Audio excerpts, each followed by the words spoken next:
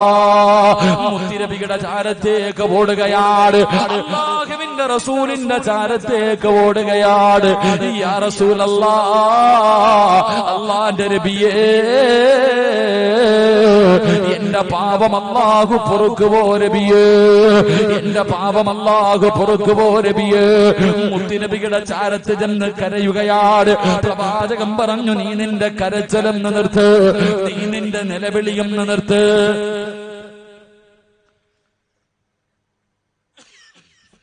നീ നിന്റെ നിലവിളിയെന്ന് നിർത്ത്. എന്താണ് നിന്റെ ജീവിതത്തിൽ സംഭവിച്ചത്? എന്തിനാണ് നീ കരയുന്നത്? അല്ലാഹുവിന്റെ പ്രവാചകൻ അവിടെന്ന് ചോദിക്കുമ്പോ ഈ പെണ്ണ് പറയുന്നു, യാ റസൂലല്ലാഹ്, നബിയേ, ഞാനൊരു പാപം ചെയ്തു നബിയേ, ഞാൻ എന്റെ ജീവിതത്തിൽ ഒരു പാപം ചെയ്തു, വലിയ ഒരു ദ്രോഹം ചെയ്തവളാണ് ഞാൻ. അല്ലാഹുവിന്റെ പ്രവാചകൻ ചോദിച്ചു, എന്താണ് നിന്റെ ജീവിതത്തിൽ ചെയ്തത്? യാ റസൂലല്ലാഹ്, എന്റെ ഭർത്താവ് ഒരു കച്ചവടക്കാരനാ, എന്റെ ഭർത്താവ് ഒരു കച്ചവടക്കാരനാ. എന്റെ ഭർത്താവ് പോയി കഴിഞ്ഞാൽ മാസങ്ങൾ കഴിഞ്ഞേ വരാറുള്ളൂ, പോയാൽ ഒരുപാട് മാസങ്ങൾ കഴിഞ്ഞിട്ടേ വരാറുള്ളൂ. എന്റെ ഭർത്താവ് അങ്ങനെ ജോലിക്ക് പോയപ്പോ ഇന്നീ സനയിതു യാ റസൂലല്ലാഹ്, ഞാൻ അവിടുന്ന് വ്യഭിചരിച്ചു നബിയേ. ഒരന്യ പുരുഷനെ എന്റെ വീട്ടിലേക്ക് വിളിച്ചു വരുത്തി, ഞങ്ങൾ ശാരീരികമായി ബന്ധപ്പെട്ടു, ഞങ്ങൾ അവിടുന്ന് വൻപാപം ചെയ്തു, ഞങ്ങൾ രണ്ടുപേരും വ്യഭിചരിച്ചു. ആ പെണ്ണ് പറയുകയാണ്, ആ വ്യഭിചാരത്തിലൂടെ ഞാൻ ഗർഭിണിയായി, ആ വ്യഭിചാരത്തിലൂടെ ഞാൻ ഗർഭിണിയായി. യാ റസൂലല്ലാഹ്, ഞാൻ ആരോടും പറഞ്ഞില്ല നബിയേ, ഒരാളും അറിഞ്ഞില്ല, ഒരാളെയും അറിയിച്ചില്ല. കാരണം ഭർത്താവ് നാട്ടിലില്ല, ഇനി മാസങ്ങൾ കഴിഞ്ഞേ വരാറുള്ളൂ, മറ്റൊരാളും വീടിന്റെ അകത്തില്ല. അതുകൊണ്ട് ആരോടും പറയാതെ, ആരും അറിയാതെ ഞാൻ എന്റെ വയറ്റിൽ ചുമന്നുകൊണ്ട് നടന്നു നബിയേ. 9.5 മാസം കഴിഞ്ഞു.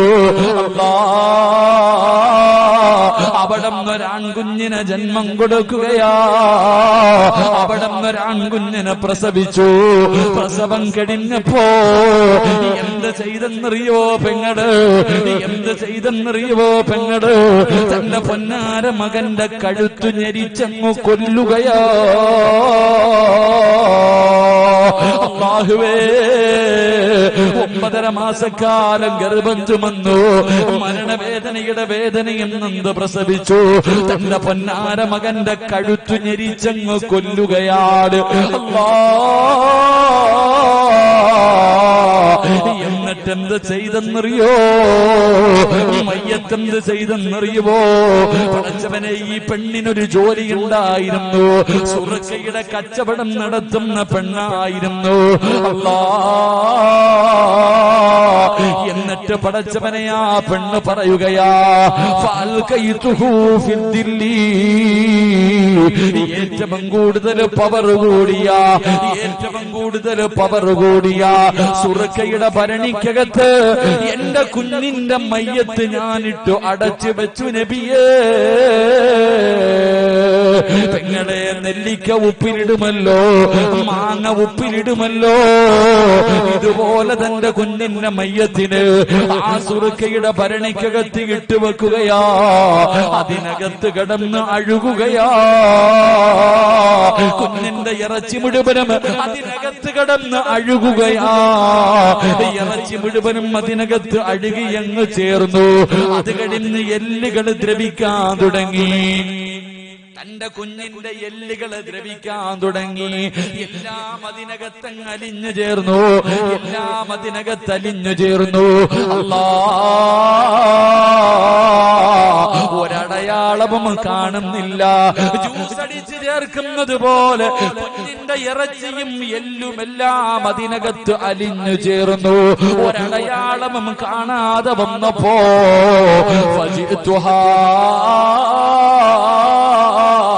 മുത്തിനബിയേ,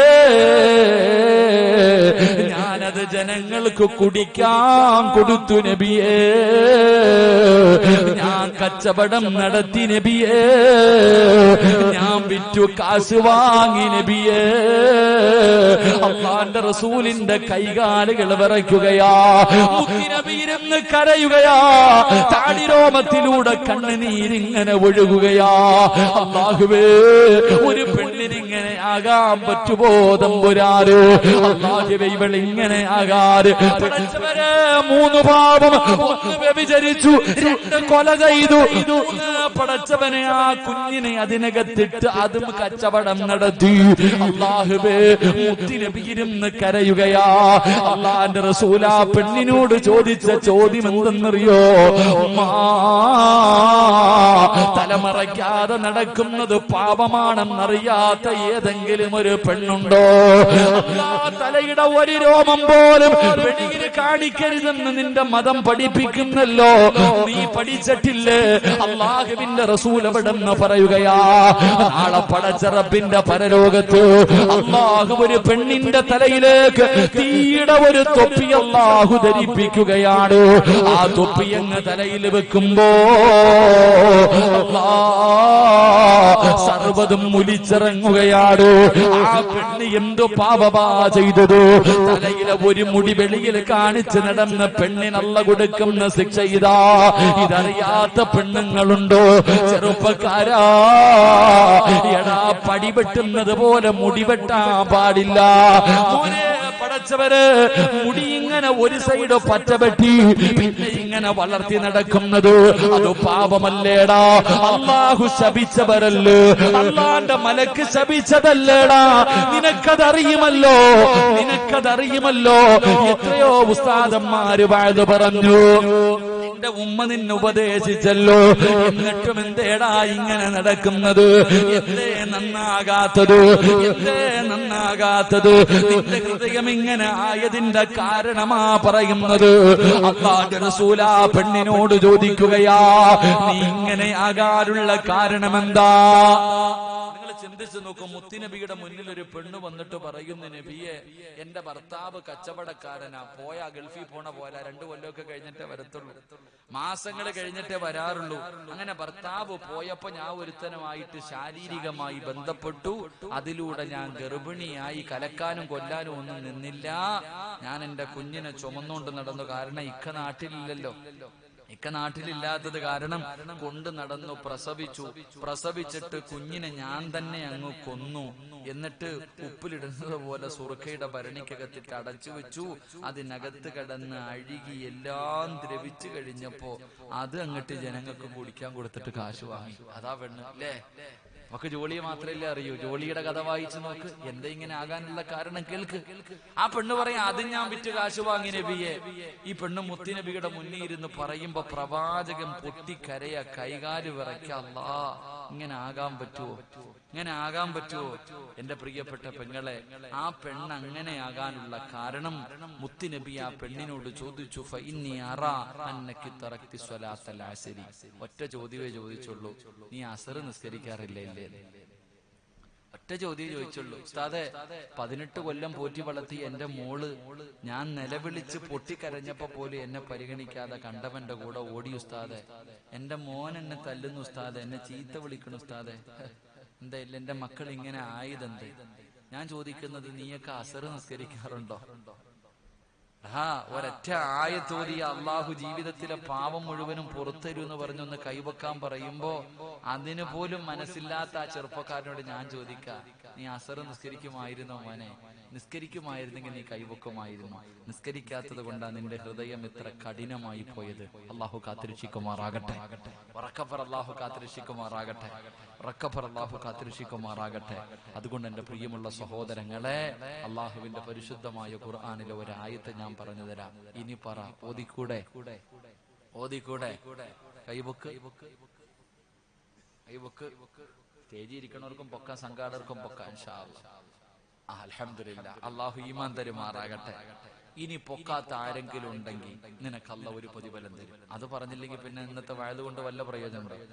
ഇത്രയെല്ലാം പറഞ്ഞിട്ടും കൈവക്കാൻ മനസ്സില്ലാത്ത ആരെങ്കിലും ഉണ്ടെങ്കിൽ, അത്രയ്ക്കും നെഞ്ചുറപ്പ് നിനക്കുണ്ടെങ്കിൽ അത്രയ്ക്കും വലിയ ആണത്തം നിനക്കുണ്ടെങ്കിൽ ഇതുകൂടെ കേട്ടോ, നിനക്ക് അല്ല തരുന്ന ഒരു പ്രതിഫലം ഞാൻ പറയാം. നീ ഈ ലോകത്ത് എവിടെ കടന്ന് ചത്താലും നിനക്കിനി ഏത് കൊലകൊമ്പം നിനക്ക് ലാ ഇലാഹ ഇല്ലല്ലാഹ് പറഞ്ഞു തന്നാലും പറയാൻ നിന്റെ നാവ് പൊങ്ങില്ലടാ. അള്ളാഹു കാത്തിരക്ഷിക്കുമാറാകട്ടെ.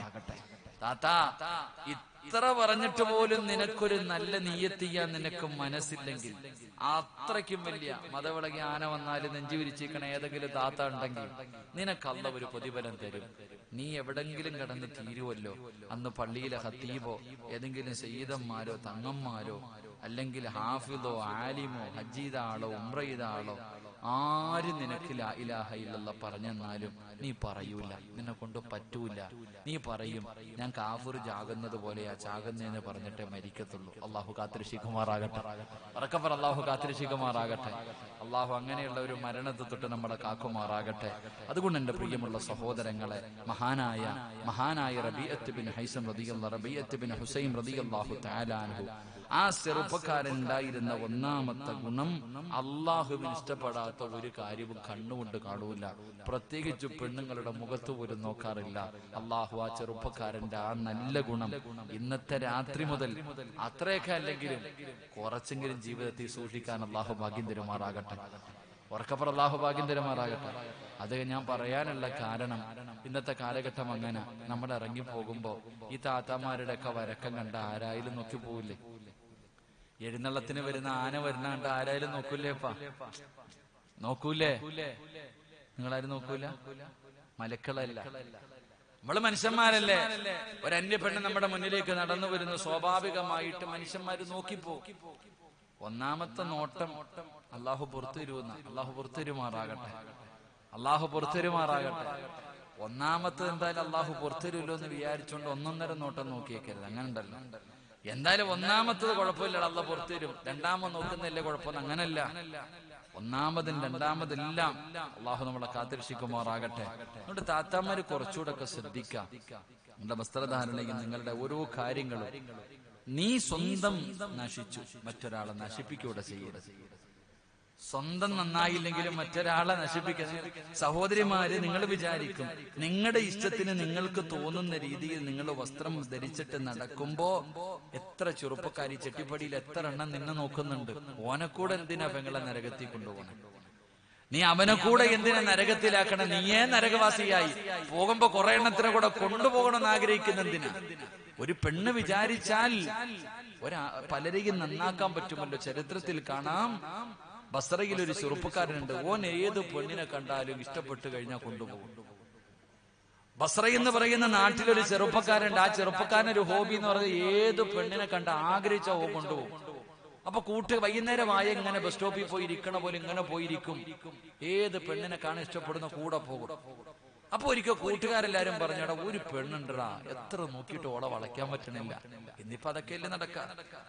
ഇന്നിപ്പോ ബസ് സ്റ്റോപ്പിൽ നിന്നിട്ട് പറയടാ, എത്ര എണ്ണം നോക്കിയിട്ട് ഓള് മാത്രം വളയണില്ല, എന്നാ ഒന്ന് വളച്ചു കാണിക്കളിയാ. വൈരാദേശി മത്സരം. അപ്പൊ ഈ ചെറുപ്പക്കാരനോട് പറഞ്ഞ ആരൊക്കെ നോക്കിയിട്ട് ഓള് വളയണില്ല. അപ്പൊ ഈ ചെറുപ്പക്കാരന് വാശിയായി ഓളൊന്ന് വളയ്ക്കണം. കൂടെ പുറകെ പോയി. പെണ്ണ് പറഞ്ഞു, എന്റെ പുറകെ നടന്നിട്ട് യാതൊരു കാര്യമില്ലേങ്ങായി, എന്റെ പുറത്ത് ഒന്നുമില്ല, എനിക്കൊരു ഇല്ല. ഇപ്പം പിന്നെയും പുറകെ പോവാ. അവസാനം പടച്ചോനെ എത്രയൊക്കെ നോക്കിയിട്ടും വിടുന്നില്ല. അവസാനം ഈ പെണ്ണ് തന്റെ വീടെടുക്കാറായപ്പോ ഈ പെണ്ണിനോട് ചോദിച്ചു, നീ എന്ത് കണ്ടിട്ടാ എന്റെ പുറകെ നടക്കണേ? ഞാൻ ശരീരം മുഴുവനും മറച്ചിട്ട് അള്ളാനെ പേടിച്ചടക്കുന്ന ഒരു പെണ്ണ, നീ എന്ത് കണ്ടിട്ടാ എന്റെ പുറകെ വരണേ? ഓം പറയാ, പെണ്ണേ, നിന്റെ കണ്ണുണ്ടല്ലോ, ആ മനോഹരമായ 2 കണ്ണുകളായി എന്നെ ഏറ്റവും കൂടുതൽ സ്വാധീനിച്ചത്. നിന്റെ ഈ കണ്ണിന് ഇത്ര ഗ്ലാമർ ആണെങ്കിൽ നിന്റെ ശരീരത്തിന് എത്ര ഗ്ലാമർ ആയിരിക്കും. ഈ കണ്ണ് കണ്ടിട്ടാ. ചെറുപ്പക്കാരാ, ഇതൊക്കെ കണ്ടിട്ടാ, ഈ ചരിത്രമൊക്കെ വായിച്ചിട്ടാ ഓരോരുത്തന്മാര് സിനിമ എഴുതണം. മനസ്സിലായ? ചെറുപ്പക്കാരൊക്കെ ചിരിക്കണം. ഇതൊക്കെ വായിച്ചു നോക്കിയിട്ടാ പലമാരും പല സിനിമകൾ ഇറക്കുന്നത്. ഈ പെണ്ണിനോട് ചെറുപ്പക്കാരൻ പറയുക, നിന്റെ കണ്ണ്, ആ ഒരൊറ്റ കണ്ണിന് ഇത്ര ഗ്ലാമർ ആണെങ്കിൽ നിന്റെ ശരീരത്തിന് എന്തായിരിക്കും പെണ്ണെ? ഈ കണ്ണാ. അല്ലാഹുവേ പടച്ചവനെ, ആ പെണ്ണ് പറഞ്ഞു, നീ ഇവിടെ ഒന്നിരിക്ക്, നീ ഇവിടെ ഇരിക്ക്, ഞാൻ നിനക്കൊരു സമ്മാനം കൊടുത്തുവിടാം. ആ ചെറുപ്പക്കാരനോട് അവിടെ ഇരിക്കാൻ പറഞ്ഞിട്ട് നിലവിളിച്ചുകൊണ്ട് വീട്ടിലേക്ക് ഓടാ. ഈ പെണ്ണ് നിലവിളിച്ചുകൊണ്ട് തന്റെ വീട്ടിലേക്ക് കൂടാ. എന്തിനാ നിലവിളിച്ചെന്നറിയോ? അല്ലാ, എന്റെ ഈ കണ്ണാണല്ലോ അല്ലാ ഇവനെ ഈ പാപം ചെയ്യിപ്പിച്ചത്. എന്റെ ഈ 2 കണ്ണുകൾ കാരണമാണല്ലോ അല്ലാ ഇവൻ എന്റെ പുറകെ വന്നത്. പടച്ചോനെ, ഞാൻ തെറ്റ് ചെയ്തല്ലോ അല്ലാ, ഞാൻ പാവിയായി പോയല്ലോ അല്ലാ, എന്റെ ദുനിയാവും ആഖിറവും പോയല്ലോ അല്ലാ, ഒരുത്തനെ ഞാൻ പിഴപ്പിച്ചല്ലോ തമ്പുരാനെ. അല്ലാഹുവേ, വീടിന്റെ അകത്തേക്ക് പോയിട്ട് പൊട്ടിക്കരയാ. എന്നിട്ട് ഈ പെണ്ണ് തന്റെ വീട്ടിലെ ജോലിക്കാരിയെ വിളിച്ചു ഒരു കത്തി എടുത്തുകൊണ്ട് വരാൻ. എന്നിട്ട് പറഞ്ഞു, 2 കത്തി കൊണ്ട് തന്റെ കണ്ണ് 2 കൃഷ്ണമണി അങ്ങ് ചൂഴ്ന്നെടുത്തു. തന്റെ കണ്ണിന്റെ കൃഷ്ണമണികൾ ചൂഴ്ന്നെടുത്തിട്ട് ഒരു തുണിയിൽ പൊതിഞ്ഞിട്ട് പറഞ്ഞു, ഈ കണ്ണ് കണ്ടിട്ട് വന്ന ഒരുത്തനൊരു സ്ഥലത്തിരിപ്പുണ്ട്, ഇന്ന സ്ഥലത്ത് കൊണ്ടുപോയി കൊടുത്തേരെ. അല്ലാഹുവേ പടച്ചോനെ, ആ പെണ്ണ് ആ പയ്യനോട് ചോദിച്ചൊരു ചോദ്യമുണ്ട്. അല്ലാഹുവിനെ പേടിയില്ലടാ നിനക്ക്? എടാ, മരിക്കണ്ടേടാ ചെറുപ്പക്കാരാ. ആ പെണ്ണ് ചോദിച്ച ചോദ്യം, മരിക്കണ്ടേ നിനക്ക്?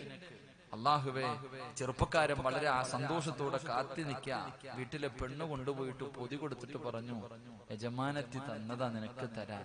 അല്ലാഹുവേ, ചെറുപ്പക്കാരൻ തുറന്നു നോക്കുമ്പോ 2 കൃഷ്ണമണികൾ രക്തത്തിൽ കുളിച്ചിരിക്ക. ചെറുപ്പക്കാരൻ വലിച്ചെറിഞ്ഞിട്ട് തന്റെ വീട്ടിലേക്ക് പോയി. കിടന്നിട്ടുറക്കം വരുന്നില്ല, മനസ്സിനൊരു സമാധാനമില്ല, ഭക്ഷണം കഴിക്കാൻ കഴിയുന്നില്ല, ഉറങ്ങാൻ കഴിയുന്നില്ല. അവസാനം ഈ ചെറുപ്പക്കാരൻ എഴുന്നേറ്റ് പെണ്ണിനോടൊന്ന് പൊരുത്തം ചോദിക്കണമല്ലോ. ആ പെണ്ണ് ചോദിച്ച ചോദ്യം, നീ മരിക്കേണ്ടവനല്ലേടാ, നീ അല്ലാഹുവിനെ കുറിച്ച് എന്തേ ഓർക്കാത്തത്? ആ പെണ്ണ് ചോദിച്ച ഒരേ ഒരു ചോദ്യം ഇങ്ങനെ ഇടിത്തീ വീടുന്നത് പോലെ തന്റെ ഹൃദയത്തിൽ കിടക്കുകയാണ്. അവസാനമല്ലാ ആ പെണ്ണിന്റെ കാല് പിടിച്ചിട്ടൊന്ന് പൊരുത്തം ചോദിക്കാറ്. അവസാനം ആ ചെറുപ്പക്കാരൻ തന്റെ വീട് ലക്ഷ്യമാക്കി, ആ പെണ്ണിന്റെ വീട് ലക്ഷ്യമാക്കി നടന്നു വരുമ്പോ കാണുന്ന കാഴ്ച എന്തെന്നറിയോ? സുബ്ഹാനല്ലാഹ്, ആ സുന്ദരിയായ പെണ്ണിന്റെ മയ്യത്തിങ്ങനെ കൊണ്ടുപോകുന്ന രംഗമാണ്, ആ ജനാസ കൊണ്ടുപോകുന്ന രംഗമാണ്. കണ്ണ് ചൂടിനെടുത്തിട്ട് കണ്ണിലൂടെ രക്തം ഇങ്ങനെ ഒലിച്ചൊലിച്ച് അവസാനം ആ പെണ്ണു മരിച്ചുപോയി. ആ പെണ്ണിന്റെ മയ്യത്ത് കൊണ്ടുപോകുന്ന രംഗമാണ് കാണുന്നത്. അല്ലാ, നിലവിളിച്ചുകൊണ്ട് ഓടിയടി പെങ്ങള്. ആ ചെറുപ്പക്കാരൻ നിലവിളിച്ചുകൊണ്ട് തന്റെ വീട്ടിലേക്ക് കടന്നുപോയി. അവസാനം ആരായെന്നറിയോ? നാട്ടിലെ പെണ്ണുങ്ങളെ വളയ്ക്കാൻ നടന്നിരുന്ന ചെറുപ്പക്കാര്. താൻ ഇഷ്ടപ്പെടുന്ന ഏത് പെണ്ണിനെയും പടച്ചവനെ തന്റെ വഴിതിയിലേക്ക് കൊണ്ടുവരുന്ന സൗന്ദര്യവാനായ ചെറുപ്പക്കാരൻ ആരായെന്നറിയുവോ? ലോകം അറിയുന്ന പണ്ഡിതനായി മാറിയെന്ന ചരിത്രം പഠിപ്പിക്കുമ്പോ ആ ബസ്രയുടെ തെരുവിൽ നടന്ന ചെറുപ്പക്കാർ ലോകമറിയുന്ന പണ്ഡിതനായെന്ന് ചരിത്രം പറയുമ്പോ ജനങ്ങളെ തെറ്റിലേക്ക് കൊണ്ടുപോകലല്ല, അവനെ നന്നാക്കാൻ നീ പരിശ്രമിക്കൂ, അതിന് കാരണക്കാരിയായി നടക്കൂ. അതുകൊണ്ട് എന്റെ പ്രിയമുള്ളവരോട് പറയുകയാണ്, അല്ലാഹുവിനെ ഭയന്നുകൊണ്ട് ജീവിക്കൂ. ചെയ്തു പോയത് മുഴുവനും പടച്ചറപ്പിന്റെ മുന്നിൽ ഏറ്റു പറഞ്ഞ് പൊട്ടിക്കരഞ്ഞ് തൗബ ചെയ്തു പിരിയാ. അതുകൊണ്ട് ചെറുപ്പക്കാരാ, അല്ലാഹുവിന്റെ പ്രവാചകൻ ഓഫർ ചെയ്യുന്ന സ്വർണത്തിന്റെ സിംഹാസനം നിനക്ക് വേണോ?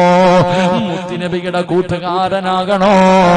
അനുസുതങ്ങൾ പറഞ്ഞതുപോലെ അല്ലാഹുവിന്റെ റസൂല് മദീനത്ത് കിടക്കുന്ന മുത്തുനബി നിന്നെ സ്നേഹിക്കണോ? ആ പ്രവാചകന്റെ മുന്നിൽ നിനക്കൊരു സ്നേഹമോ വിലയോ വേണോ? ചെറുപ്പക്കാരാ, പെങ്ങളെ, ഹറാമുകൾ കാണുന്നത് ഒഴിവാക്കൂ.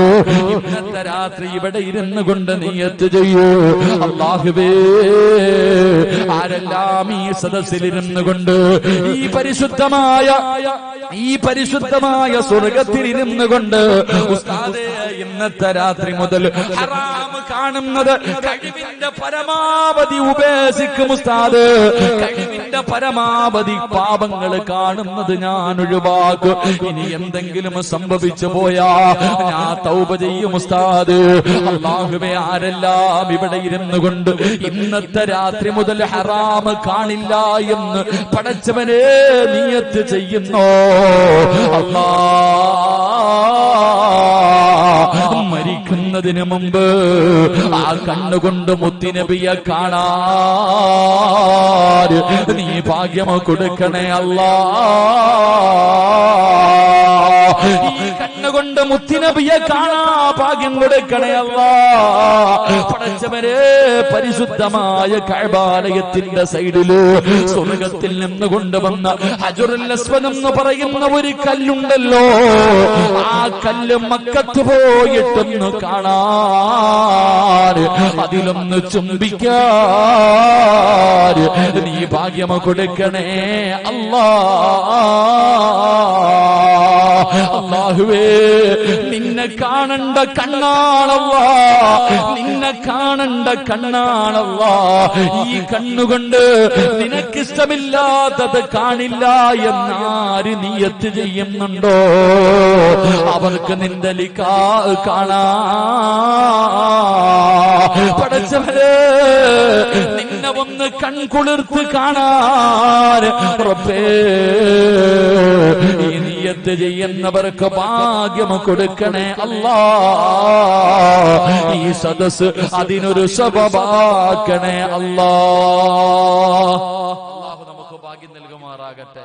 ഇന്നു മുതൽ, ഇന്നത്തെ രാത്രി മുതൽ ഇൻഷാ അല്ലാഹ് ഓർമ്മയുള്ള കാലത്തോളം ഉസ്താദെ കഴിവിന്റെ പരമാവധി അല്ലാഹ്ക്ക് ഇഷ്ടപ്പെടാത്ത കാര്യങ്ങൾ ഞങ്ങൾ കാണൂല.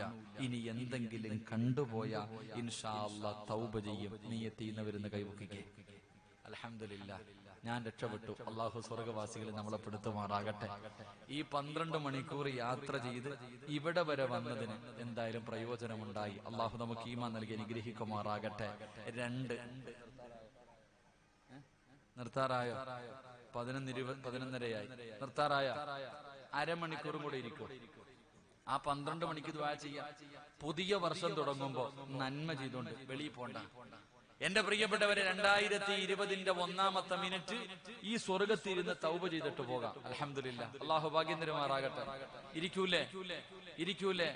അരമണിക്കൂറും കൂടെ ഇരിക്കാന്ന് നിയത്ത് ചെയ്യുന്നവര് കൈ പൊക്കിക്ക്. ആ പൊക്കിയ കൈ നേരെ പോക്കറ്റിട്ട് എന്നിട്ടൊരു സദക്ക എടുക്ക്. ബക്കറ്റ് എടുക്ക്. എല്ലാവരും തന്റെ പോക്കറ്റിൽ ചിരി. ഇപ്പൊ ചിരിക്കാൻ ആരെ കൊണ്ടും പറ്റും.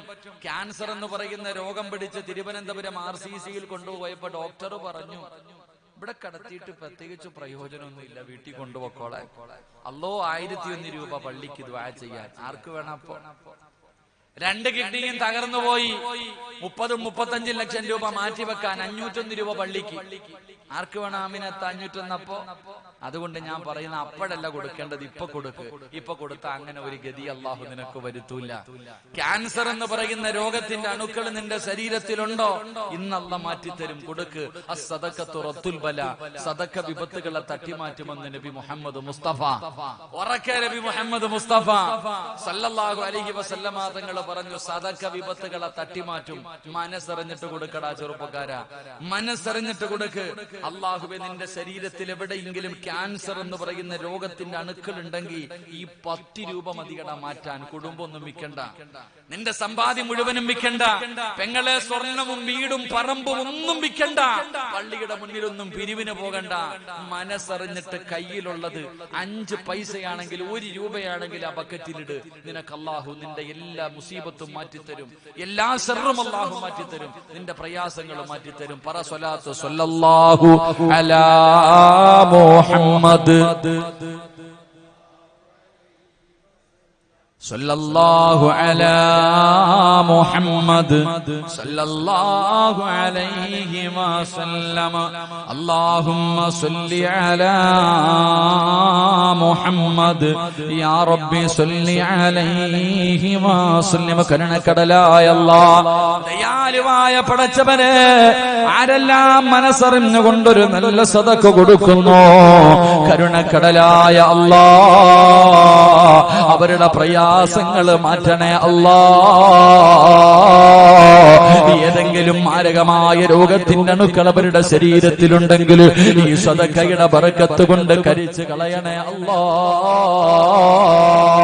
അല്ലാഹുവേ മാരകമായ രോഗങ്ങളെ തൊട്ട് ക്യാൻസർ ട്യൂമർ പോലെയുള്ള ശരീരത്തിന്റെ ഭാഗങ്ങളെ തളർന്നു പോകുന്ന കിടന്ന കിടപ്പിൽ കിടന്ന് മലമൂത്ര വിസർജനം നടത്തേണ്ട ഒരവസ്ഥ ഈ പാപങ്ങൾക്ക് കൊടുക്കല്ലേ അല്ലാ. ആരെല്ലാം മനസ്സറിഞ്ഞുകൊണ്ട് കയ്യിലുള്ളതിലൊരു നല്ല സദക്ക കൊടുക്കുന്നു, തന്റെ സമ്പാദ്യം മുഴുവനും മരുന്നു വാങ്ങാൻ വേണ്ടി മാറ്റിവെക്കുന്ന ഒരു മാരക രോഗമോ കൊടുക്കല്ലേ അല്ലാ. ഈ സദക്ക അതിനൊരു സബബാക്കണേ അല്ലാ. എന്റെ പ്രിയമുള്ള സഹോദരങ്ങളെ, സഹോദരിമാര്, അല്ലാഹുവിന്റെ പ്രവാചകന്റെ കൂടെ നടന്ന അനസ് റളിയല്ലാഹു തആല അൻഹു അതാ റബീഅത്ത് ഇബ്നു ഹുസൈം എന്ന് പറയുന്ന ചെറുപ്പക്കാരനോട് നിന്നെ മുത്തുനബി കണ്ടാ സ്നേഹിക്കുമായിരുന്നു എന്ന് പ്രവാചകന് പറയാനുള്ള രണ്ടാമത്തെ, പ്രവാചകനെ സ്നേഹിക്കുമായിരുന്നു എന്ന് പറയാനുള്ള രണ്ടാമത്തെ കാരണമെന്തെന്നറിയുവോ? ആ ചെറുപ്പക്കാരനുണ്ടായിരുന്ന രണ്ടാമത്തെ ഗുണമെന്തെന്നറിയുമോ? അവിടെന്ന് പറയുകയാ, അല്ലാഹുവിന്റെ പള്ളിയിൽ നിന്ന് ബാങ്ക് വിളിച്ചാൽ, അല്ലാഹുവിന്റെ പള്ളിയിൽ നിന്ന് ബാങ്ക് വിളിച്ചാൽ 5 വഖത്ത് നമസ്കരിക്കാ പള്ളിയിലേക്ക് നടന്നു പോകുന്ന ഒരു സ്വഭാവമുണ്ടായിരുന്നു.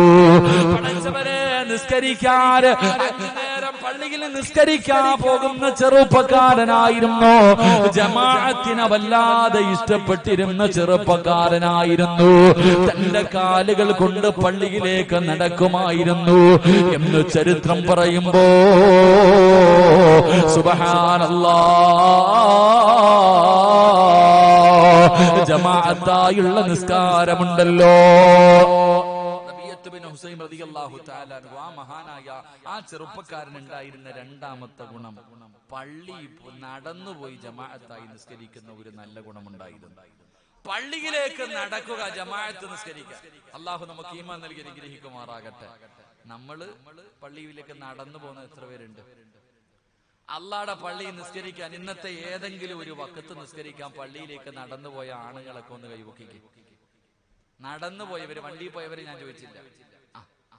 അൽഹംദുലില്ലാ, നിങ്ങൾ പിന്നെ പള്ളി ഇല്ലാത്തോണ്ട് വീട്ടിൽ നിസ്കരിച്ചാൽ മതി. അള്ളാടെ പള്ളിയിലേക്ക് നടന്നുപോയാൽ കിട്ടുന്ന പ്രതിഫലം അറിയോ? നിർത്താം. അള്ളാടെ പള്ളിയിൽ നിസ്കരിക്കാൻ നടന്നു പോകുന്നവർക്ക് അള്ളാഹു തരുന്ന പ്രതിഫലം ഞാൻ പറയാം. അള്ളാഹു ഈമാൻ തരുമാറാകട്ടെ. പറ, അല്ലാഹ് ഈമാൻ തരുമാറാകട്ടെ. അല്ലാഹ് ഈമാൻ തരുമാറാകട്ടെ. ഈ സിറാത്ത് എന്ന് പറയുന്ന ഒരു പാലുണ്ട്, അറിയോ? ചെമ്പറവട്ടം പാലം പോലല്ല. സിറാത്ത് എന്ന് പറയുന്ന ഒരു പാലുണ്ട്. ഈ പാല് മാത്രമേ ഉള്ളൂ സ്വർഗത്തിൽ പോകാനുള്ള ഏക വഴി. എല്ലാവരും ഈ പാലത്തിൽ കയറിയാലേ സ്വർഗത്തിൽ പോകാൻ പറ്റും. ഈ പാലത്തിന്റെ അവസ്ഥയെ കുറിച്ച് നിങ്ങൾക്കറിയോ? ഇതിന് വലിയ നീളമാണ്, വർഷങ്ങളോളം നീളമാണ്. കയറ്റം, നിരപ്പ്, ഇറക്കം എല്ലാം ഉണ്ട്. കോടാനി കോടാനി കോടാനി കൊല്ലം നടന്നാലും ഈ പാലം ഒന്ന് കടക്കാൻ പറ്റൂല. വർഷങ്ങളോളം നടക്കണം. എന്റെ പ്രിയപ്പെട്ടവരെ, 50,000 കൊല്ലം, 70,000 കൊല്ലം എന്നൊക്കെ പറയുക നടക്കേണ്ടത്. അപ്പൊ 70,000 കൊല്ലം എന്നൊക്കെ പറഞ്ഞ ഇവിടുത്തെ കൊല്ലം പോലെയല്ല. അവിടത്തെ ഒരു ദിവസം ഇവിടത്തെ 50,000 വർഷമാണ്. എങ്ങനെ? അവിടത്തെ ഒരു ദിവസം ഇവിടത്തെ 50,000 വർഷം. അപ്പൊ കാൽക്കുലേറ്ററിൽ പോലും കുത്തിയാ ഇതിനൊരു കണക്കുണ്ടാകില്ല. അപ്പൊ ഈ കിടക്കുന്ന സിറാത്ത് എന്ന് പറയുന്ന നരകത്തിന്റെ മുകളിലൂടെ അള്ളാഹു വലിച്ചു കെട്ടിയിരിക്കുന്ന പെണ്ണെ, നിന്റെ ഒരു തലമുടി എടുത്തിട്ട് 7 ഭാഗമാക്കണം. ഇങ്ങനെ കട്ട് ചെയ്തിട്ടല്ല, ഇങ്ങനെ നീളത്തിൽ കീറണം. ഇങ്ങനെ 7 എണ്ണം ആക്കുമ്പോ അതിൽ ഒരെണ്ണെടുത്ത് ഇങ്ങനെ നോക്കണം എത്ര ഉണ്ടെന്ന്. ഇതാ അതിന്റെ കനം. ഇത്രേ ഉള്ളൂ നേർമ. ഒരു മുടി 7ആയിട്ട് മുറിച്ചിട്ട് അതിലൊരംശം ഇങ്ങനെയാണോ അത്രയ്ക്കേ ഉള്ളൂ കനം. അങ്ങനെയുള്ളൊരു പാലം. അസ്സിറാത്തു അലാ ജഹന്നം മിസ്ല ഹർഫി സ്വൈഫി. മുത്തുനബി പറയുന്നു, വാളിന്റെ അഗ്രഭാഗത്തിനേക്കാളും മൂർച്ചയാ. വല്ലാത്ത ഇരുള്, വല്ലാത്ത വഴുവഴുപ്പ്. അല്ലാഹുവേ, ഈ നീളമുള്ള പാലത്തിൽ കൂടെ വേണം സ്വർഗത്തിൽ പോകാൻ. എന്റെ പ്രിയമുള്ള സഹോദരങ്ങളെ, അപ്പൊ നമ്മൾ എത്ര കൊല്ലം നടക്കേണ്ടി വരും ഇതൊന്ന് കിടക്കണമെങ്കിൽ? ഈ പാലമൊന്ന് കടക്കണമെങ്കിൽ എത്ര കൊല്ലം നടന്നാൽ നമ്മളൊക്കെ ഒന്ന് സ്വർഗത്തിൽ പോകാം? അള്ളാഹു പോകാൻ ഭാഗ്യം തരുമാറാകട്ടെ. അള്ളാഹു പോകാൻ ഭാഗ്യം തരുമാറാകട്ടെ. അപ്പൊ മഹാന്മാര് പറയും, ചരിത്രത്തിലൊക്കെ കാണാം, ചില ആൾക്കാർ ഒരു കാലെടുത്ത് വെക്കുമ്പോ തന്നെ 50,000 വർഷം സഞ്ചരിച്ച ദൂരം അങ്ങ് പോകും. ഒറ്റ കാലെടുത്ത് വെക്കുമ്പോ തന്നെ, ഒരു കാലെടുത്ത് വെക്കുമ്പോ തന്നെ വർഷങ്ങളോളം, കോടിക്കണക്കിന് വർഷം സഞ്ചരിക്കുന്ന ദൂരം ഒറ്റ ചുവട്ടടിയിൽ 7 സ്ഥലങ്ങളിലേക്ക് നടന്നാൽ, 7 സ്ഥലങ്ങളിലേക്ക് ആരെങ്കിലും കാലുകൊണ്ട് നടന്നുപോയാൽ അവൻ നാളെ സിറാത്ത് എന്ന് പറയുന്ന പാലത്തിൽ ഒരു കാലെടുത്ത് വെക്കുമ്പോ കോടിക്കണക്കിന് കൊല്ലം സഞ്ചരിച്ചാൽ പോകേണ്ട ദൂരം ഒറ്റയടിക്ക് അള്ളാഹു മാറ്റിക്കൊടുക്കും. അള്ളാഹു സ്വർഗത്തിലേക്ക് അടുപ്പിച്ചു കൊടുക്കും. അള്ളാഹു നമുക്ക് ഭാഗ്യം നൽകുമാറാകട്ടെ. അള്ളാഹു ഭാഗ്യം നൽകുമാറാകട്ടെ. 7 സ്ഥലങ്ങളിൽ, സിനിമാ ടിക്കറ്റല്ലോ ഫുട്ബോൾ കളി കാണാനോ ഗാനമേളയ്ക്കൊന്നുമല്ല, 7 സ്ഥലങ്ങളിലേക്ക് ആരെങ്കിലും നടന്നാൽ, എന്റെ പ്രിയമുള്ള സഹോദര, അല്ലാഹുവിന്റെ പള്ളിയിൽ നിന്ന് ഹയ്യ അലസ് സ്വലാഹ്, ഹയ്യ അലൽ ഫലാഹ്,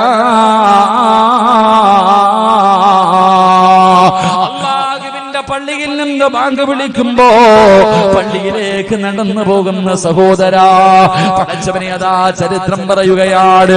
മഹാനായ റബീഅത്ത് ബിൻ ഹുസൈൻ തങ്ങളുണ്ടല്ലോ, പടച്ചവനെ ഒറ്റ വഖത്ത് പോലും മുടക്കിയിട്ടില്ല.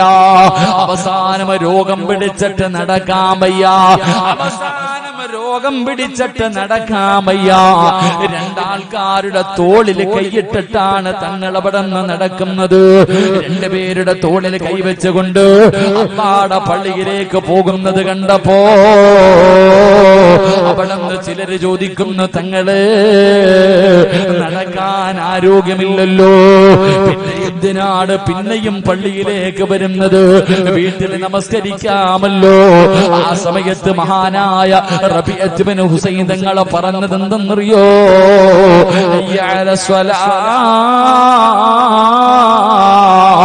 വിജയത്തിലേക്ക് വരൂ. ആ വിളി കേട്ടാ എങ്ങനെ പോകാതിരിക്കാരാ? അല്ലാഹുവിന്റെ പള്ളിയിൽ നിന്ന് നിങ്ങൾ വിജയത്തിലേക്ക് വരൂ എന്ന് റബ്ബിന്റെ പള്ളിയിൽ നിന്ന് വിളിക്കുന്നത് കേട്ടിട്ട് എങ്ങനെയാ മനസമാധാനത്തോടുകൂടി വീട്ടിലിരിക്കാൻ കഴിയുന്നത്? അതുകൊണ്ടാണ് പള്ളിയിലേക്ക് നടക്കുന്നതെന്ന് മഹാനവറുകൾ അവിടെന്ന് പറയുമ്പോ, രോഗം പിടിച്ചാലും നടക്കാൻ കഴിവില്ലെങ്കിലും അല്ലാഹുവിന്റെ പള്ളിയിലേക്ക് നടക്കുന്ന വാപ്പാ, ഒരു ചുവട്ടടി വെറുതെയല്ല, നീ ചവിട്ടുന്ന ഒരു ചുവട്ടടി വെറുതെയല്ല. അത് നാളെ സിറാത്തിൽ വെക്കുമ്പോ വർഷങ്ങളോളം സഞ്ചരിക്കുന്ന ദൂരം അല്ലാഹു അടുപ്പിക്കുകയാ.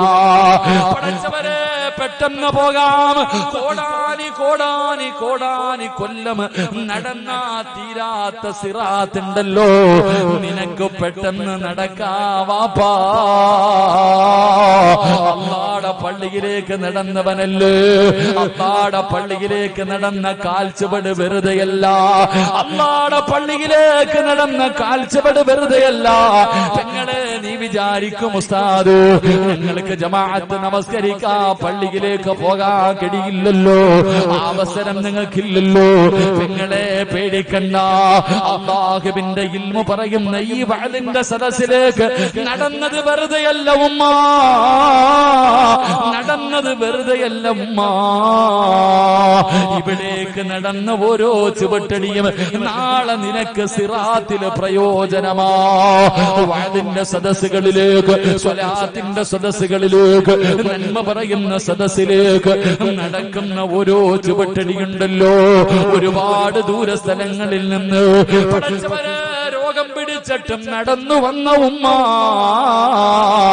നിനക്ക് അല്ലാഹുവിന്റെ സ്വർഗത്തിൽ എളുപ്പം പോകാം ഉമ്മ. നിനക്ക് അല്ലാഹു തരുന്ന പ്രതിഫലമാ, നിനക്ക് അല്ലാഹു തരുന്ന പ്രതിഫലമാ. അതുകൊണ്ട് ചെറുപ്പക്കാരോട് പറയുകയാണ്, വാപ്പമാരോട് പറയുകയാ, നിങ്ങൾ വണ്ടിയിലാണ് പള്ളിയിൽ പോകുന്നതെങ്കിലും, നിങ്ങൾ വണ്ടിക്കകത്താണ് പള്ളിയിൽ പോകുന്നതെങ്കിലും, പള്ളിയുടെ മുന്നിലെത്തുമ്പോ പറയണം, മക്കളെ വണ്ടി നിർത്തടാ. എന്ത് ചെയ്യണം? ഇപ്പൊ വണ്ടി പള്ളിക്കകത്ത് കയറ്റാൻ പറ്റുമെങ്കിൽ അവിടെ ഒരു നമ്മള് കയറ്റും. പള്ളിക്കകത്ത് വണ്ടി കയറ്റാൻ പറ്റുമെങ്കിൽ അതിനകത്ത് വരെ കയറ്റുന്നവരാ നമ്മള്.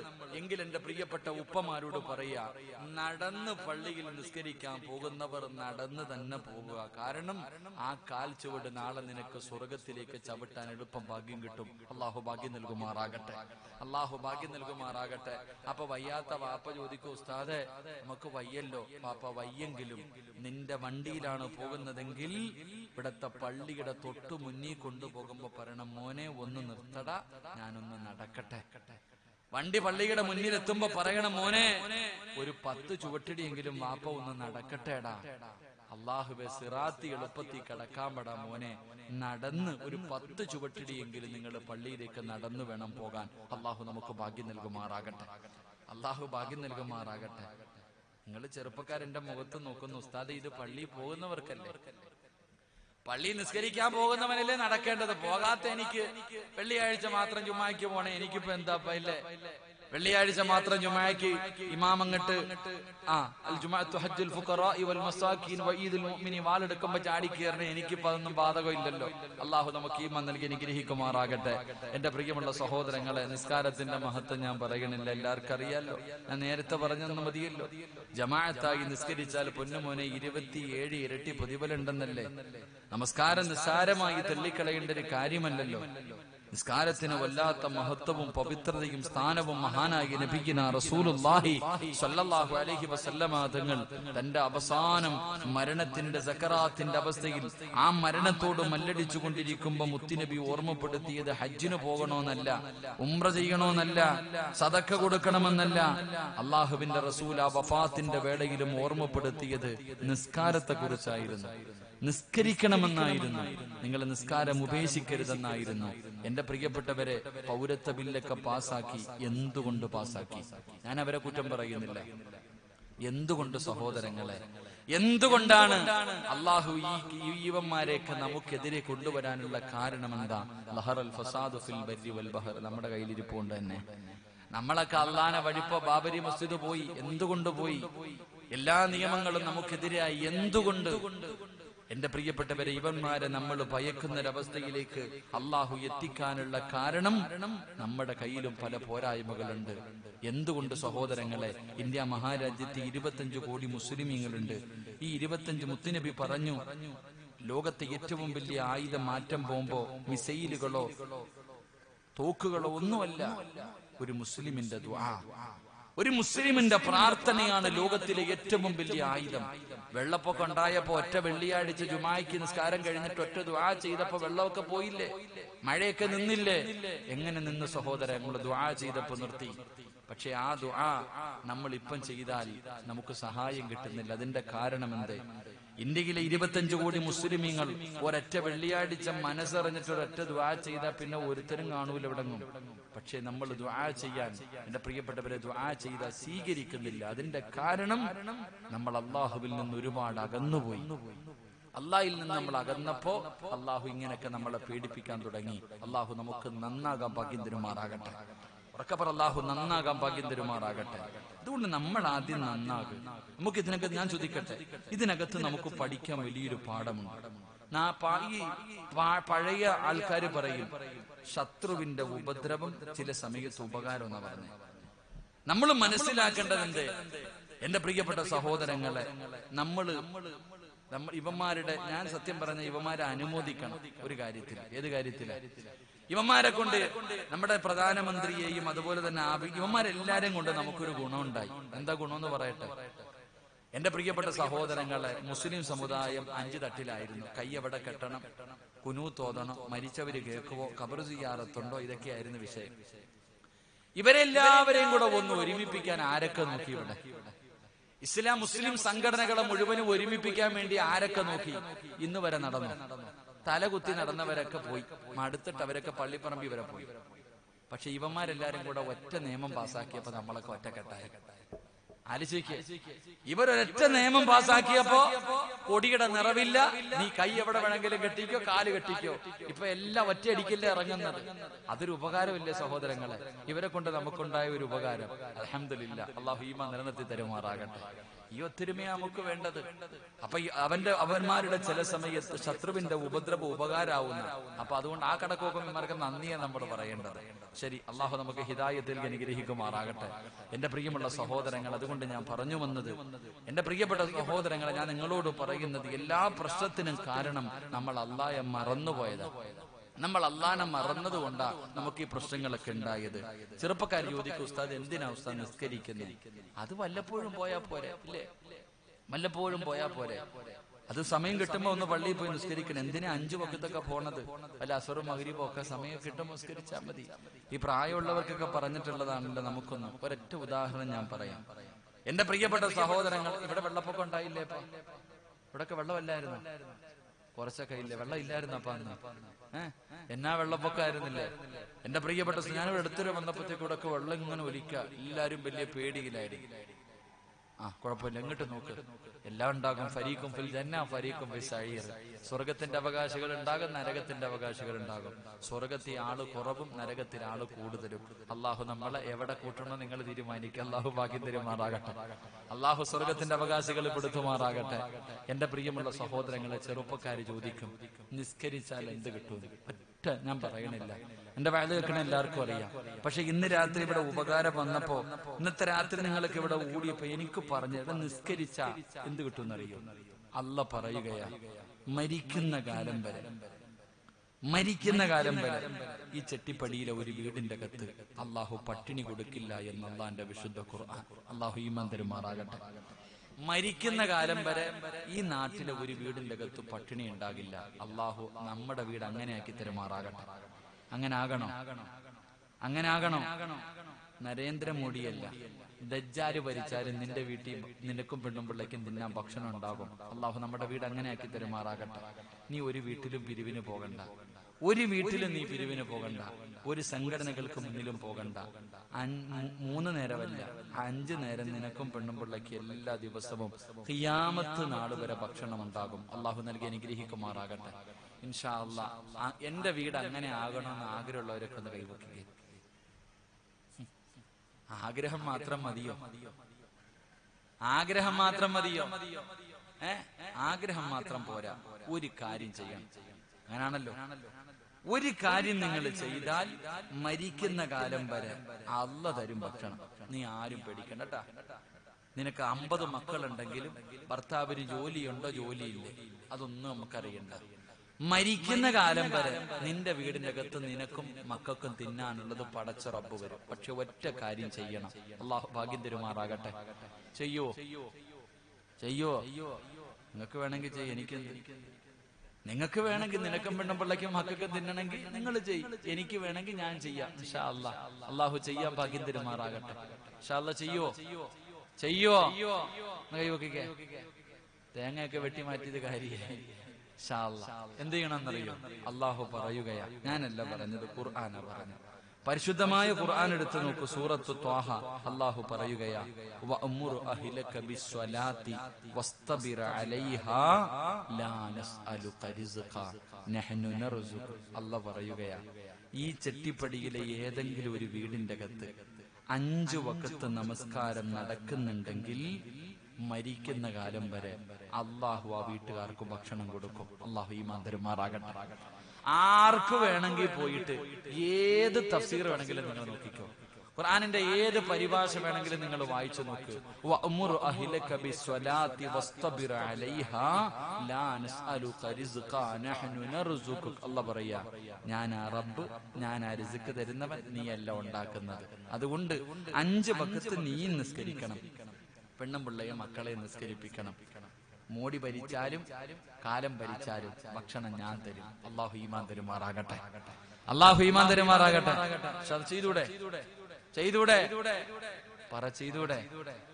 ചെയ്തൂടെ? മരിക്കുന്ന കാലം വരെ ഭക്ഷണത്തിന് തടസ്സം ഉണ്ടാകാതിരിക്കണമെന്ന് ആഗ്രഹിക്കുന്ന ഒരു കൈപൊക്കിക്ക്. മരിക്കണ കാലം വരെ പട്ടിണി ഉണ്ടാകില്ല, ഭക്ഷണം. ഖുർആനിലെ 2 ആയത്താരെങ്കിലും ഭക്ഷണം കഴിക്കുന്ന സമയത്ത് ഓതിയാൽ അള്ളാഹു ഒരിക്കലും അവനെ പട്ടിണിക്കിടില്ല എന്ന് നബിയുനാ റസൂലുള്ളാഹി. നിങ്ങൾ എന്താ വിചാരിച്ച ഖുർആൻ വെറുതെയാന്ന്? എന്റെ സഹോദരി ഭക്ഷണം കഴിക്കാൻ തുടങ്ങുന്ന സമയത്ത് അള്ളാന്റെ ഖുർആനിലെ ഒറ്റ 2 ആയത്തുകൾ, അള്ളാഹുവിന്റെ പരിശുദ്ധമായ ഖുർആനിലെ 2 ആയത്തുകൾ നീ ഓതിയാൽ മരിക്കണ കാലം വരെ അള്ളാഹ് നിന്നെ പട്ടിണിക്കിടൂല.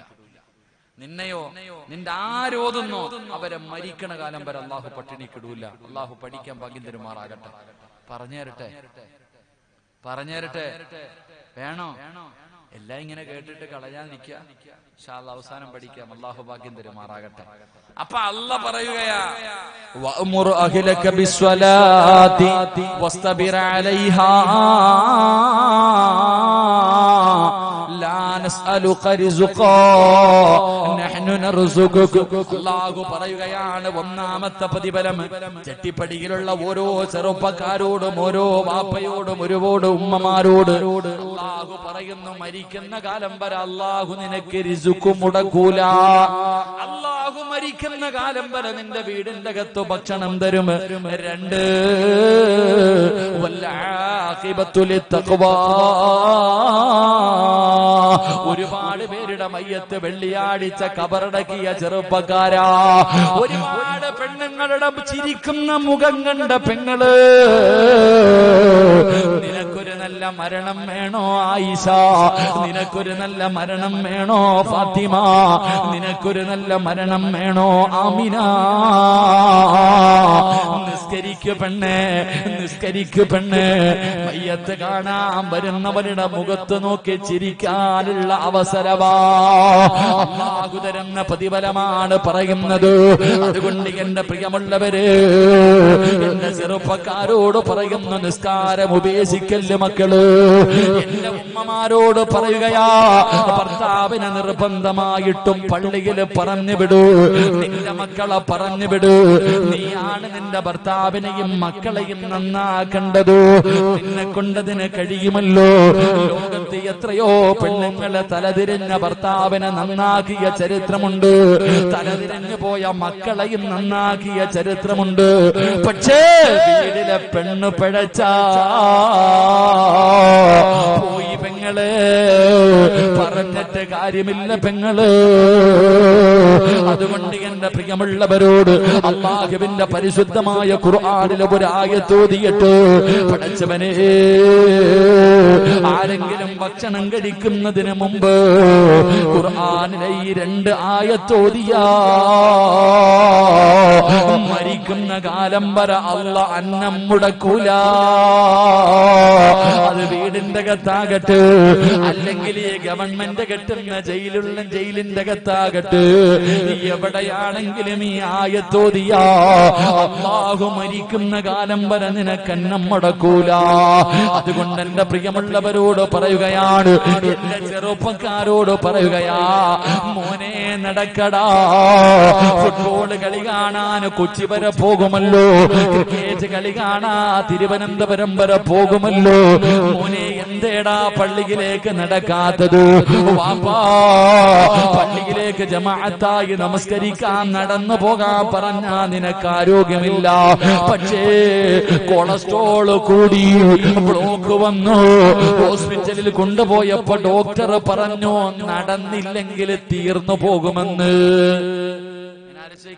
പാപ്പ പള്ളി പോ, നടക്കാൻ വയ്യ. പാപ്പ പള്ളി പോ, നടക്കാൻ വയ്യ. ഡോക്ടർ പറഞ്ഞു കൊളസ്ട്രോള് കൂടുതലാ, നടക്കണം, ഇല്ലെങ്കിൽ ചത്തുപോകും. ആര് പറഞ്ഞു? ഡോക്ടർ പറഞ്ഞു. ഡോക്ടർ എന്താ പറഞ്ഞേ? എടാ പള്ളിയിൽ അല്ല പറഞ്ഞു നടക്കടാ പള്ളി. വയ്യസ്താതെ, നടുവേദന, ആ വേദന, ഈ വേദന, ഒരു ചുവട്ടടി വെക്കാൻ വയ്യ. വയ്യാതെ പൊക്കിയെടുത്ത് തിരൂര് കൊണ്ടുപോയി, അല്ലെങ്കിൽ കോഴിക്കോട് കൊണ്ടുപോയി, നിംസി കൊണ്ടുപോയി, കിംസി കൊണ്ടുപോയി. ഡോക്ടർ പറഞ്ഞു കൊളസ്ട്രോൾ ഒക്കെ കൂടുതലാ വാപ്പ, രാവിലെ എഴുന്നേറ്റ് നടക്കണം, ഇല്ലെങ്കിൽ നീ ചാവും. എഴുന്നേറ്റ് പോവോ? ആലോചിക്ക്. പെണ്ണുമ്പിള്ള അലാറം വെക്കും. ജീവിതത്തിൽ ഇന്ന് വരെ അവൾ എഴുന്നേറ്റിട്ടില്ല. അവൾ 5 മണിക്ക് അലാറം വെച്ചിട്ട്, എഴുന്നേക്ക്, സ്വർഗത്തിൽ പോകാം, എഴുന്നേക്ക്. രാവിലെ വിളിച്ചുണർത്തിയിട്ട് പറയുമ്പോ നടക്കാൻ പോകാം. കൂട്ടിന് അവളും വരും. ഭർത്താവിനെ ഒറ്റയ്ക്ക് വിടൂല, അത്രയും സ്നേഹം. രാവിലെ 4 മണിക്ക് 5 മണിക്കൊക്കെ ഇങ്ങനെ നടക്കുന്ന കാണാൻ റോഡിലൂടെ. ഭർത്താവ് ഇങ്ങനെ നടക്കും, ഭാര്യ ഒരു കമ്പും കൈ വെച്ചിട്ടുണ്ട്, പട്ടി വന്നാതല്ല. എന്തൊരു സ്നേഹം എന്നറിയാം. ഈനാമ്പേച്ചിക്ക് മരപ്പട്ടി കൂട്ടെന്ന് പറയണ പോലെ. എന്നാ ഏതെങ്കിലും നിന്റെ കെട്ടിയവന് രാവിലെ സുബഹിക്ക് പള്ളി പറഞ്ഞു വിട്ട് നോക്ക്, കൊളസ്ട്രോൾ അല്ല, ഒരു രോഗം ഉണ്ടാവൂല. പ്രഷറും ഷുഗറും കൊളസ്ട്രോളും. എന്റെ പ്രിയമുള്ളവരെ, ശാസ്ത്രം യൂട്യൂബിലൊക്കെ കയറി നോക്ക്, എല്ലാ അസുഖം മാറാനുള്ള എളുപ്പവഴി. ഏകദേശമുള്ള പ്രായമുള്ളവര്, ഏകദേശമുള്ള സർവ്വ രോഗങ്ങളും മാറാനുള്ള എളുപ്പവഴി എന്തെന്നറിയോ? പണ്ടുള്ള നിന്റെ വാപ്പായിക്ക് പ്രഷർ ഉണ്ടായിരുന്നു, ഷുഗർ ഉണ്ടായിരുന്നു, കൊളസ്ട്രോൾ ഉണ്ടായിരുന്നു, ഒന്നും ഇല്ലായിരുന്നു. 100, 110 വയസ്സൊക്കെ ജീവിച്ചിരിക്കുന്നു. പണ്ടത്തെ ഉമ്മമാരുടെ ആരോഗ്യമൊക്കെ പറയണോ? പണ്ടത്തെ ഉപ്പാടെ ഉമ്മാടെയൊക്കെ ആരോഗ്യം പറയണോ? ഇപ്പൊ അത് 25 ആയാലും ഒടിഞ്ഞൂത്തി അടക്കാം നമ്മുടെ മക്കളൊക്കെ. എന്തുകൊണ്ട് സഹോദരങ്ങളെ? മുത്തുനബി സല്ലല്ലാഹു അലൈഹി വസല്ലമ തങ്ങൾ പറഞ്ഞു, നിങ്ങൾ പള്ളിയിലേക്ക് നടക്ക്. ശാസ്ത്രം പറയുന്നു, ചെരുപ്പിടാതെ 10 മിനിറ്റ് നടന്നാ മതി, സർവ്വരോഗവും മാറുന്നു. ശാസ്ത്രം കണ്ടുപിടിച്ചത് ഒരു മനുഷ്യൻ ചെരുപ്പിടാതെ 10 മിനിറ്റ് നടന്ന അവന്റെ സർവ്വരോഗവും മാറുമെന്ന് ശാസ്ത്രം കണ്ടുപിടിച്ചു. 1400 കൊല്ലം മുമ്പ് മുത്തുനബി പറഞ്ഞു പള്ളി നടന്നു പോകാൻ. അല്ലാഹു ഈമാൻ തരുമാറാകട്ടെ. ചെരുപ്പില്ലാതെ തറയിലൂടെ നടക്കുമ്പോ കാലിന്റെ അടിയിൽ കല്ലുകൾ കൊണ്ട് നമ്മുടെ സർക്കുലേഷൻ, ബ്ലഡ് സർക്കുലേഷൻ ഒക്കെ നല്ല നിലയിൽ നടക്കും. അപ്പൊ തന്നെ ഏകദേശമുള്ള രോഗം മാറുന്ന. നാളെ മുതൽ ചെരുപ്പില്ലാതെ നടന്നു നോക്കണം എല്ലാം കേട്ടോ. ഇൻഷാ അല്ലാഹ്. അല്ലാഹു ആഫിയത്ത് ആരോഗ്യം നൽകുമാറാകട്ടെ. അതുകൊണ്ട് എന്റെ പെങ്ങളെ, രോഗം മാറണോ? രാവിലെ നീ എഴുന്നേറ്റ് ഭർത്താവിനെ വിളിച്ചുണർത്തി പള്ളിയിൽ പറഞ്ഞു വിട്, കൂടെ മോനെയും പറഞ്ഞു വിട്. അൽഹംദുലില്ലാ, ഹാപ്പിയാകും ജീവിതം. നാളെ മുതൽ നല്ലൊരു ദിവസവാ. നാളെ സുബഹിക്ക് ഭർത്താക്കന്മാരെ മുഴുവനും പള്ളി പറഞ്ഞു വിടണം. അല്ലാഹു ഈമാൻ തരുമാറാകട്ടെ. ഉസ്താദ്, ജീവനുണ്ടെങ്കിൽ എന്റെ ഭർത്താവിനെ വിളിച്ചുണർത്തുന്ന നിയ്യത്ത് ചെയ്യുന്ന പെണ്ണുങ്ങളൊക്കെ ഒന്ന് കൈവക്കിക്ക്. അതിന് നീ എഴുന്നേക്കണ്ടേ? ആദ്യം നീ എഴുന്നേറ്റാലല്ലേ നിന്റെ ഭർത്താവിനെ വിളിച്ചുണർത്തു. നാളത്തെ നിന്റെ ജോലി, നാളെ രാവിലെ നിനക്ക് ജീവനുണ്ടെങ്കിൽ നിന്റെ ഭർത്താവിനെ വിളിച്ചുണർത്തണം, പള്ളി പറഞ്ഞു വിടണം. നാളത്തെ സുബഹി നിനക്കൊരു നല്ല തുടക്കമാകട്ടെ. അല്ലാഹു ഈമാൻ തരുമാറാകട്ടെ. നിങ്ങളോ ഭാര്യയെ വിളിച്ചുണർത്തൂലേ? ഉസ്താദ്, ആ കാര്യം ഓർമ്മിപ്പിക്കല്ലേ? ഉസ്താദ്, ആ കാര്യം തന്നെ ഓർമ്മിപ്പിക്കല്ലേ? ഭാര്യയെ വിളിച്ചുണർത്തുമെന്ന് നിയ്യത്ത് ചെയ്യുന്നവരൊക്കെ കൈവഹിക്കുക, ഭർത്താക്കന്മാർ. അൽഹംദുലില്ലാ, ആ കാര്യത്തിൽ നമ്മൾ ഉഷാറ. ചവിട്ടി തറയിട്ടേക്കാം ഉസ്താദെ, ചവിട്ടി തന്നെ തറയിലിട്ടിട്ട് അവളെ വിളിച്ചുണർത്തും ഇൻഷാ അല്ലാഹ്. അല്ലാഹു ഈമാൻ തരുമാറാകട്ടെ. അപ്പൊ എന്റെ പ്രിയമുള്ള സഹോദരങ്ങളെ, പ്രവാചകൻ സല്ലല്ലാഹു അലൈഹി വസല്ലമ തങ്ങളുടെ കൂടെ നടന്ന ഈ സ്വഹാബി പറയുകയാ, നിന്നെ എന്റെ മുത്തുനബി കണ്ടിരുന്നെങ്കിൽ സ്നേഹിക്കുമായിരുന്നു. അതിന്റെ രണ്ടാമത്തെ കാരണം, അല്ലാഹുവേ, ആ ചെറുപ്പക്കാരൻ മരിക്കണ കാലം വരെ ഒരൊറ്റ വഖ്തും മുടക്കാറില്ല, പള്ളിയിലേക്ക് നടന്നുപോയി ജമാഅത്തായി നിസ്കരിക്കുമായിരുന്നു. മരിക്കുന്ന ദിവസവും പള്ളിയിൽ പോയി ജമാഅത്ത് നിസ്കരിച്ചിട്ട് മരിക്കാൻ അല്ലാഹു നമുക്ക് ഭാഗ്യം തരുമാറാകട്ടെ. എന്റെ പ്രിയപ്പെട്ട സഹോദരിമാർക്ക് അല്ലാഹുവേ, മരിക്കുന്ന ദിവസവും അവസാനത്തെ വഖ്തും ഖളയാക്കാതെ നിസ്കരിച്ചു മരിക്കാൻ അല്ലാഹു ഭാഗ്യം നൽകുമാറാകട്ടെ. അതുകൊണ്ട് എന്റെ പ്രിയമുള്ള സഹോദരങ്ങളെ, 12 മണിയായി. ഇൻഷാ അല്ലാഹ് ഒറ്റ ആയത്ത്, ഖുർആനിലെ ഒരായത്ത്. എന്റെ പ്രിയമുള്ളവരെ, മഹാനായ നബി മുഹമ്മദ് മുസ്തഫ സല്ലല്ലാഹു അലൈഹി വസല്ലമ തങ്ങൾ, അല്ലാഹുവിന്റെ പ്രവാചകനദാ സഅലബത്ത് ഇബ്നു അബ്ദുറഹ്മാൻ എന്ന് പറയുന്ന ഒരു സ്വഹാബിയുണ്ട്. ഒരു ചെറുപ്പക്കാരനായ സ്വഹാബിയാണ് സഅലബത്ത് ഇബ്നു അബ്ദുറഹ്മാൻ എന്ന് പറയുന്ന ഈ സ്വഹാബിയുണ്ട്. അല്ലാഹുവിന്റെ പ്രവാചകൻ ഈ സ്വഹാബി ഒരു സഹാബിയുടെ വീട്ടിലേക്ക് പറഞ്ഞു വിട്ടു. ഒരാവശ്യത്തിന് വേണ്ടി അല്ലാഹുവിന്റെ പ്രവാചകന് സഅലബത്ത് ഇബ്നു അബ്ദുറഹ്മാൻ എന്ന് പറയുന്ന ഈ ചെറുപ്പക്കാരന് അല്ലാഹുവിന്റെ പ്രവാചകൻ ഒരു അൻസാരിയായ സഹാബിയുടെ വീട്ടിലേക്ക് പറഞ്ഞു വിട്ടു. ഈ ചെറുപ്പക്കാരൻ ഇങ്ങനെ നടന്നു പോകുമ്പോ സഅലബത്ത് ഇബ്നു അബ്ദുറഹ്മാൻ എന്ന് പറയുന്ന സ്വഹാബിയുണ്ടല്ലോ, ആ അൻസാരിയായ സഹാബിയുടെ വീട്ടിലേക്ക് പോകുമ്പോ അദ്ദേഹത്തിന്റെ ഭാര്യ നിന്ന് കുളിച്ചുകൊണ്ട് നിൽക്കുകയാ. കേക്കടാ ചെറുപ്പക്കാരാ, ആ ചെറുപ്പക്കാരൻ പോകുമ്പോ സ്വഹാബിയുടെ ഭാര്യ നിന്ന് കുളിച്ചുകൊണ്ട് നിൽക്കുകയാണ്. പടച്ചവനെ, സ്വാഭാവികമായൊന്ന് നോക്കിപ്പോയി. അതാ പെണ്ണ് കുളിച്ചുകൊണ്ട് നിൽക്കുന്നതൊന്ന് നോക്കിപ്പോയി. പെട്ടെന്ന് കണ്ണങ്ങ് താഴേക്ക് താഴ്ത്തി.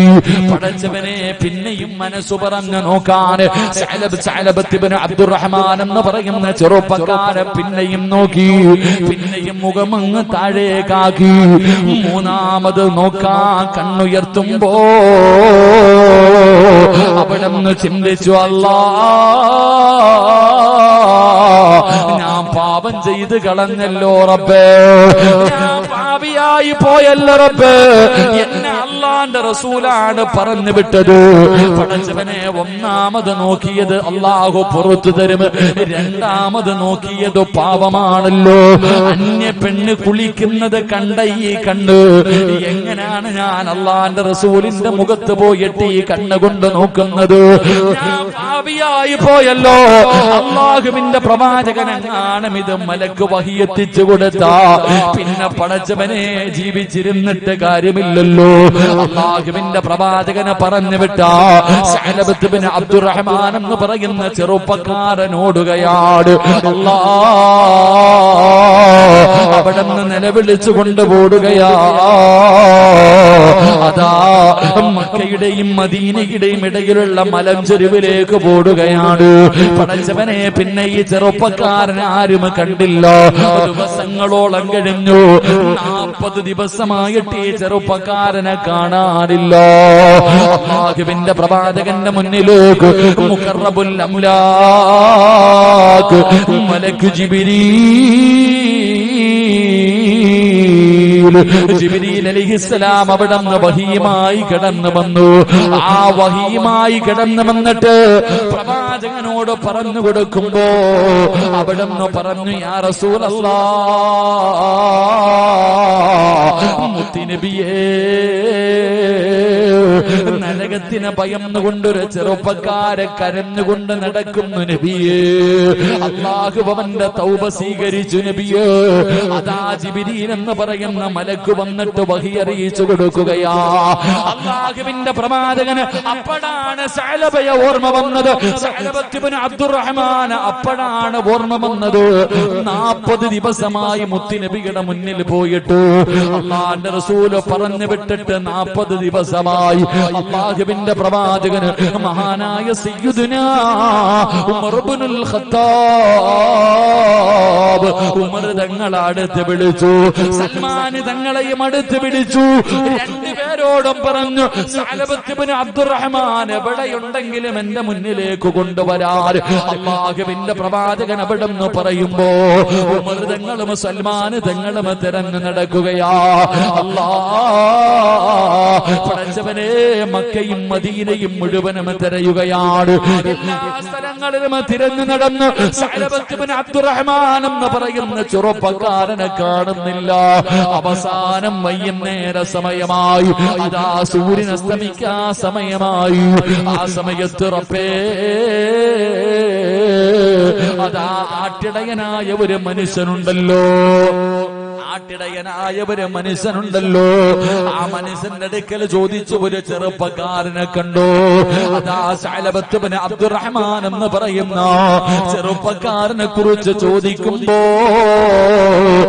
ആട്ടിടയും പറയുകയാ, വൈകുന്നേര സമയമാകുമ്പോ അതാ മുടിയെല്ലാം ജടപിടിച്ച ഒരു ചെറുപ്പക്കാരൻ പഠിച്ചവരെ ഈ മലയുടെ മുകളിൽ നിന്ന് താഴേക്ക് ഇറങ്ങി വന്ന് തലയിലൂടെ മണ്ണ് വാരിയിട്ടിട്ട് പൊട്ടിക്കരയുന്നത് ഞാൻ കണ്ടിട്ടുണ്ട്. അല്ലാഹുവേ, അതാ ഒരു ആട്ടിടയനായ മനുഷ്യൻ അവിടെ നിന്ന് പറഞ്ഞു കൊടുക്കുകയാ. ഉമർ തങ്ങളും സൽമാൻ തങ്ങളും അവസാനമാ വൈകുന്നേര സമയത്ത് ആ പർവ്വതത്തിന്റെ ഭാഗത്തുകൂടെ തിരഞ്ഞു തിരഞ്ഞു നടക്കുകയാണ്.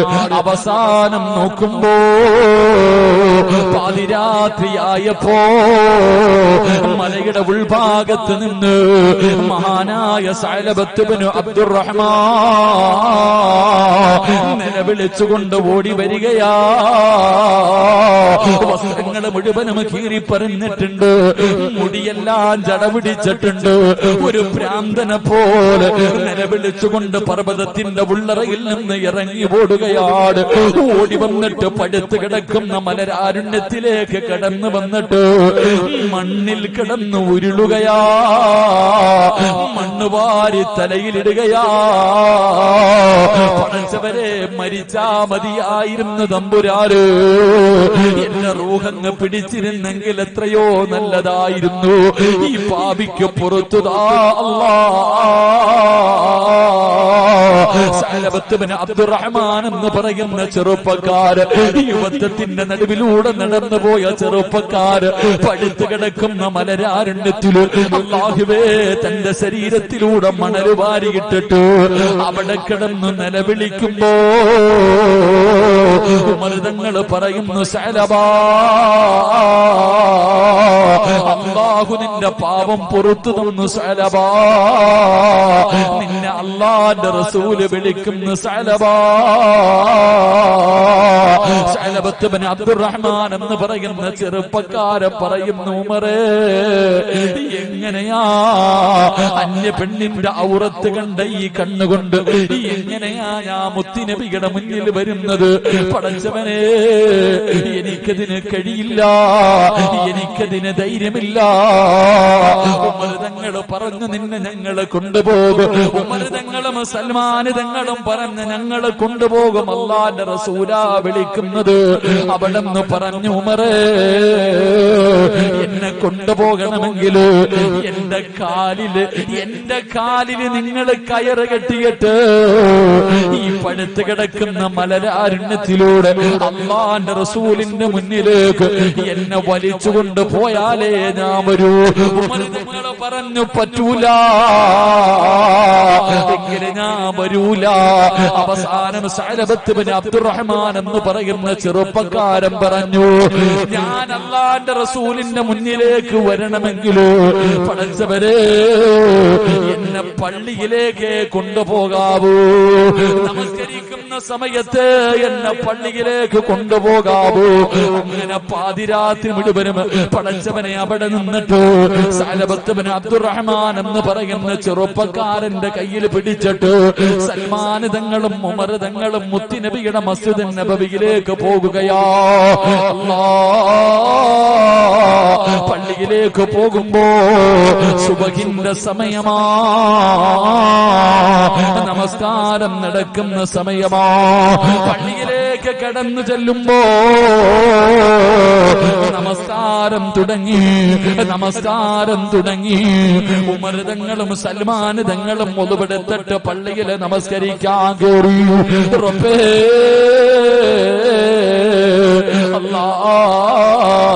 സഅലബത്ത് ബിൻ അബ്ദുറഹ്മാൻ എന്ന് പറയുന്ന ചെറുപ്പക്കാരനുണ്ടല്ലോ, നമസ്കരിക്കാൻ പള്ളിക്കകത്തേക്ക് കേറുമ്പോ അല്ലാഹുവിന്റെ റസൂൽ ഓതുന്ന സൂറത്ത് ഏതെന്നറിയോ?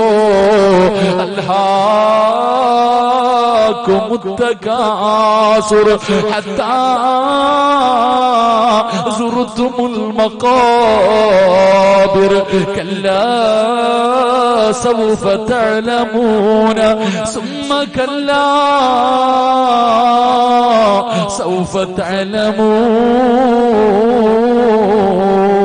അല്ലാഹുവിന്റെ റസൂല് പരിശുദ്ധമായ ഖുർആനില് സൂറത്തു തകാസുർ ഓതുകയാ.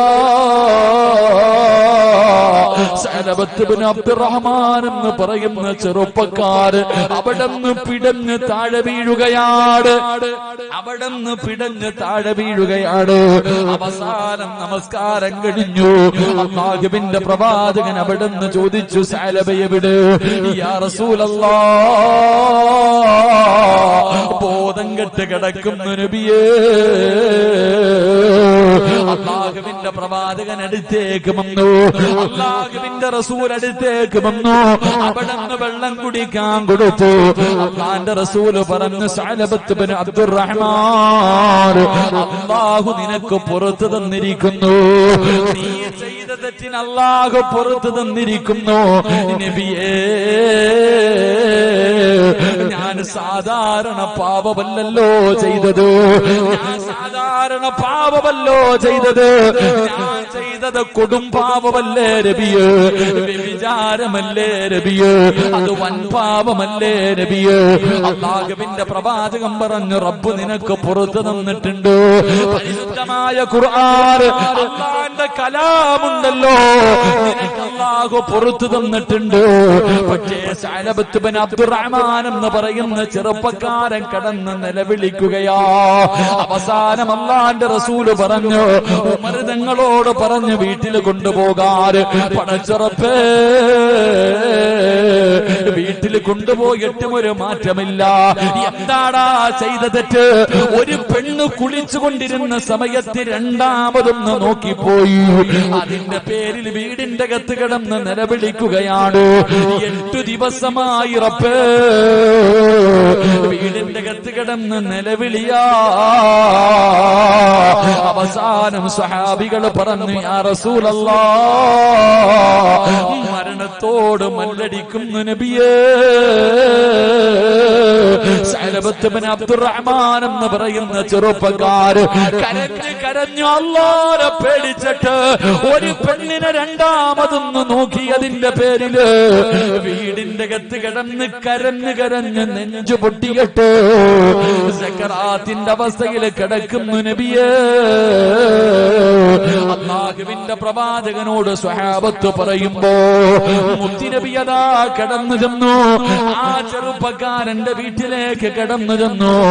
മരണത്തോട് മല്ലടിച്ചു കൊണ്ട് കിടക്കുന്ന സഅലബ